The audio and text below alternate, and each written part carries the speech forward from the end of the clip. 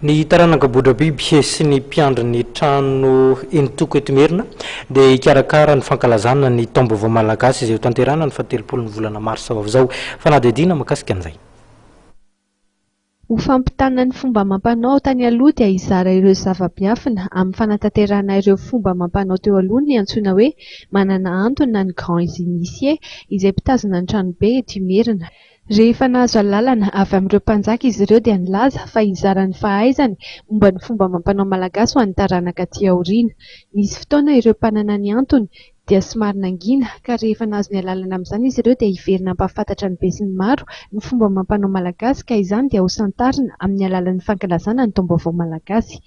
Ny mampiavaka azy dia nohon'le manana ny antony eto amin'ny Merina Entoko manomboka manditsy manao an'le taom-baovao malagasy ho tena fitezana ny taranaka malagasy rehetra amin'ny alalan'ny sotovina sy ny kolotsaina tena malagasy ary ny manana ny antony manerana ny nosy io fa soa tena fotsiny tenako manana ny antony eto Merina Entoko. Izay no mampiavaka azy, tsy mbola nisy teto Merina tamin'ny serasera natao tamin'ny mpanao gazety hatramin'ny nahafaty Andradama Premier ny mpiandry tranobe ny Merina tsy mbola nivoaka ivelan'ny tranobe sy ny lapa ratsy amin'ny ity taona 2010 sy 2010 ity. Ary efa lazaiko tany aloha fa tsy any an'Indra na any amin'ny faritra ihany no misy tranobe fa eto Merina mbola misy, fa misy antony izay tsy nampahalalana azy dia 12 mihitsy io tranobe io. Any Ramasina misy 10, eto Antananarivo misy anankiroa.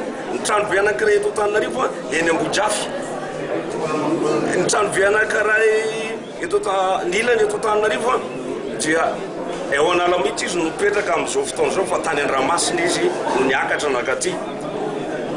Izay no mampiavaka azy. Ny fitazonana ny firaisam-pirenena no isan'ny tanjona voalohany amin'ny fikarakarana ny taom-baovao malagasy.